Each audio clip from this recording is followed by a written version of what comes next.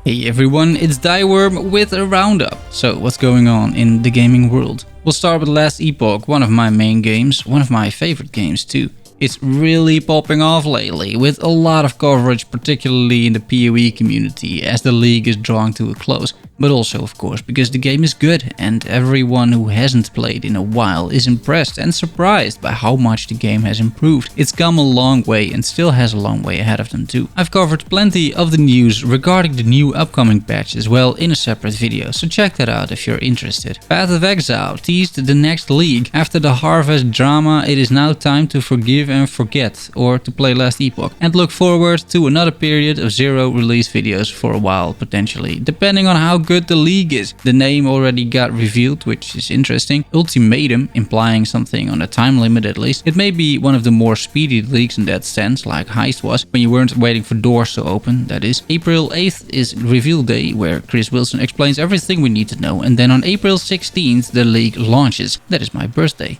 Nice. Kill Squad, the indie twin-stick action RPG that's still in early access, has released their 5th world to the Kill Squad universe. I bought this game when it was in its very early stages, and over the last year or so the game has gradually developed into a much more compelling experience. It's a fun game, a lot of issues are addressed, gameplay sees various overhauls, and this update is no different. The new world, Skua, is an orbital space station where new weapons are created, which should result in some interesting boss fights. The update brings a big performance boost as well, although for me the game already ran pretty smooth. In the patch notes, the devs are teasing some future updates too, such as a new hero to play, a new progression system and cinematics. Small update around Solar Purge. This early access top-down action RPG offers now Steam co-op play, so you can co-op this with some friends, which is nice. The ASCENT, a very similar game to both Kill Squad and Solar Purge, is launching later this year, and they released a co-op trailer. It's been a while since we heard from these guys. I think last time was the E3 last year, the online event. I covered it back then and have been following it since. I think this could be a very fun game actually. It seems to run pretty well. I like the setting and atmosphere. It's got this snarky, funny voiceover that isn't cringy, and the action seems solid from what we've seen so far. No release date on this bad boy yet, but it's something to keep track of. Because everyone loved my take on Outriders last week, here's some more news. The devs released a big post about their launch plans and the future of the game. The game will have several preloading and launch timings available. The launch build itself has improvements such as various bug fixes, balance changes, DirectX 12 by default on PC, quality of life features regarding marking items in your inventory, improvements to the cover system, the travel voting system, cutscene smoothing, which is most likely achieved by literally pulling the files through a video editor instead of re-rendering, which would cost way too much effort, and a few other things. All in all, pretty impressive patch, if it all works. It's a lot of fixes, and there's always a chance of introducing new bugs that slip through QA that will be uncovered with millions of people playing the new patch or hitting the server. Launch day will tell. There's more though. Items will be restored for players who lost their legendaries due to a bug, which is very nice, and the devs take a rather interesting stance on hacking and cheating. Basically,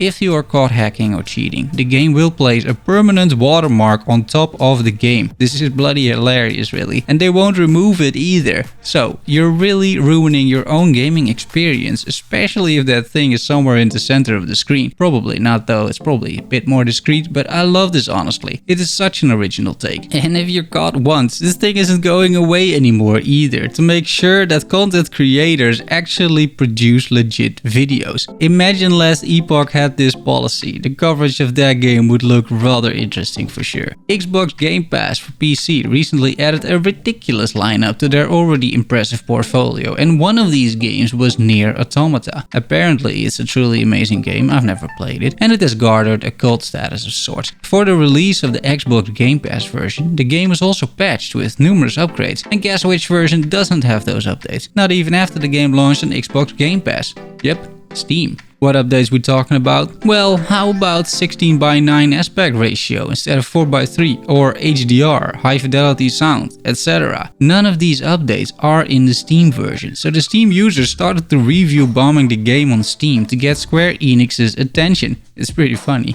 No response from Square Enix yet though. There's another Nier game releasing soonish as well, Nier Replicant, which is a remake of the similarly titled original, which only saw a release in Japan. It should launch April 23rd. I somehow missed 2 seasons, probably because I was no-lifing PoE, but Fall Guys is already at season 4. We're supposed to party like it's 4041 in the Blunderdome, whatever the heck that may mean. Print references aside, the Blunderdome is the arena and the game has plenty of new game modes. Most interesting about the new season, however, are the updates to the squads. Previously, you could make squads and compete together with buddies, which was a lot of fun, but if someone didn't make the cut, that person had to watch for the remainder of the series. This time, if your squad fails, you're all out. You win together or you die together. I don't really know how this is implemented and it's probably not balanced, but who cares, right? It should be a lot more fun for everyone involved and you can flame the person messing it up. It's good for the team spirit. There's plenty of other stuff going on as well with Fall Guys, so check that out. BIOMUTANT released a small gameplay trailer. This is a kung fu post-apocalyptic action RPG about a raccoon. A lot of people are hyped for this and I'm not entirely sure why. It looks cool, sure, but this trailer doesn't really blow me away either. It promises a lot on the Steam page, but the promises are just promises. It looks exciting though and fun and has a rather unique art style, so who knows. Release date is set at May 25th. There's this small studio named Lava Boots Studio, run by 2 friends. I've played their previous game, Wild West and Wizards, which was actually really funny. And currently they're running a Kickstarter for the sequel to one of their previous games, Salt. It's called Salt 2 Shores of Gold. This is an open world pirate game with a focus on exploration and crafting in a procedurally generated world. You may think, don't we already have Sea of Thieves? And we do, but this game is specifically focused on a decent single player experience, where Sea of Thieves is more tailored towards multiplayer. Just by looking at the trailer, this game is one of those games that you just want to succeed. It's got that indie clunkiness, but also the deep love for games that indie studios bring without compromise. It's got a bit of that Valheim vibe even, and this is definitely a game I would enjoy playing. I'll leave a link to the Kickstarter in the description if you're interested. They're currently sitting at 51% of the goal while writing this. I'm trying to cover also the smaller titles in the roundup, the ones you don't really see anywhere else. So there you go. CHRONICON released update 1.20.0, a major update.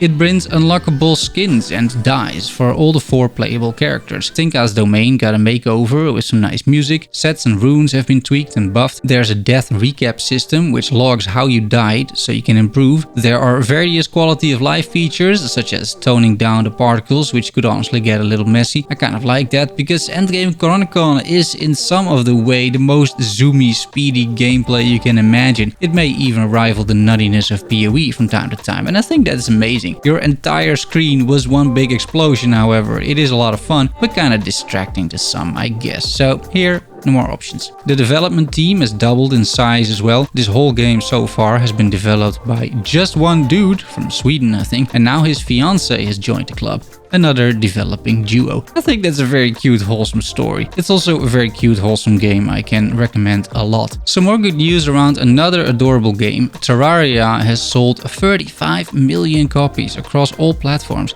That is absolutely nuts. Half of those sales are on PC, around 17 million, ranking in 5th in all-time sales. To put that in perspective, that is more than World of Warcraft, more than The Sims, more than Half-Life 2, and more than The Witcher 3. Only 4 games sold more than Terraria: Garry's Mod, Diablo 3, Minecraft, and PUBG. Speaking of adorable games, Children of Morta, a pixel art hack-and-slash action RPG, updated their roadmap for the year. A paid DLC was planned and they cancelled it, instead making it free. Now that's a nice surprise, because more often than not it's the other way around. They rebranded their Endless Dungeon mode, tied it together with some more gameplay elements, and they have created a game within a game, as they say. Reason for letting go of the paid DLC is because they have been overwhelmed by the support of their latest charity DLC, Paws and Claws, which I reported back on in the day. These devs are just doing and saying all the right things, and on top of all this, the game is a true indie gem you should really check out. A new game got announced and it's right up there in pixel art action RPG land. It is called Loot River, and this is basically what happened if you put someone with a very deadly arsenal on Tetris blocks and then ask them to make it to the end of the level. Look at the gameplay and the art style.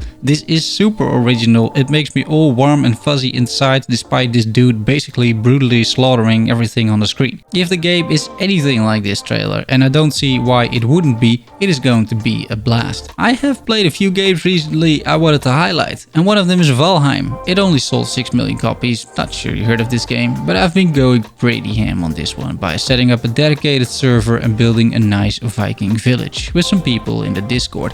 This game is fantastic, already a Game of the Year contender despite being in early access, and since its early access launch, updates have steadily come in. The latest patch made some notable changes. The reinforced chest now holds 24 slots instead of 18, boss drops now float in the water instead of sinking, which was sort of a problem because you can't dive. Wolves are easier to tame now. The harpoon doesn't work on bosses anymore. They added, for some reason, a slight delay on the hammer, hoe and cultivator, which strikes me as odd because using these already costs stamina, which will delay you at some point anyway because it runs out. Small changes, but mostly understandable ones. The other game I've been hooked on since I ended Ritual League and PoE is Loop Hero. Damn people, this is a really addictive game. I saw a cute dog playing it, who saw Nugian playing it, who may have seen someone else playing it, and that's how it goes, isn't it? You may look at this and think like, nah, it's not my style. And sure, it may not be your style, but it could definitely be your game. The gameplay of this game is very well crafted, intriguing, super in-depth actually, despite the pixel art, and it does so much with a few simple concepts. It has elements of games like Slay the Spire, Book of Demons, and similar crossovers that combine deck building games with RPG elements. Throw some base building, several playable classes and an expanding deck in the world in there, and you got yourself a killer game. Is there any news regarding this game? Nah, but you should play it. It's 15 bucks on Steam. Let's look at some recent releases. It Takes Two is not a game I would normally cover, but in the roundup, literally anything goes. This is a 2-player co-op game from the devs who already created A Way Out, about 2 inmates needing to escape prison. Apparently it was pretty decent, and you don't see that many co-op games where you need to team up and work together and actually finish the game that way. I don't think solo play is an option even, but if it is definitely not recommended. It Takes Two follow the same pattern, and this time it is about a soon-to-be divorced couple needing to overcome the differences in order to make it out. It received very positive reviews and sits on Steam at a 92% rating. It's also very consumer friendly because you need just 1 copy to play the game with 2 people. Black Legend released as well, a turn-based RPG about leading the resistance against Mephisto. It's got that 17th century look and feel,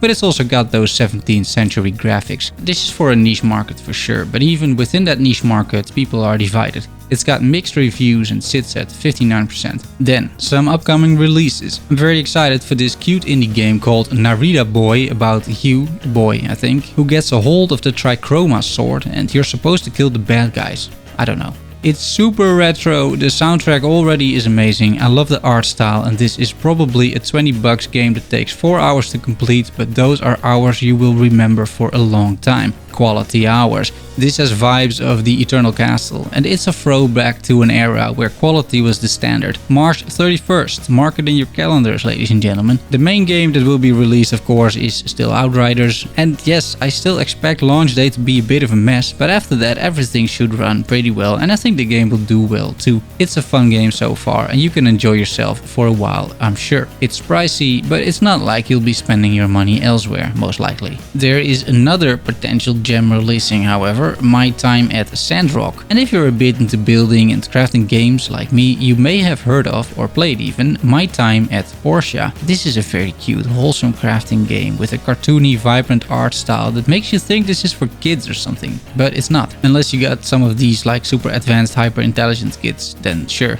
No, it's actually for gamers, guys. For gamers. This is a rather complex and very fun game that I've enjoyed a lot, and now they're basically making the same game in a different setting. Portia was this colorful island with lots of lush green areas. SANDROCK is sandy and rocky and plays out in the desert. I had tons of fun in its predecessor, and depending on how much they charge here, I'll get it. It is supposed to launch in early access on April 2nd, although Steam doesn't mention the date.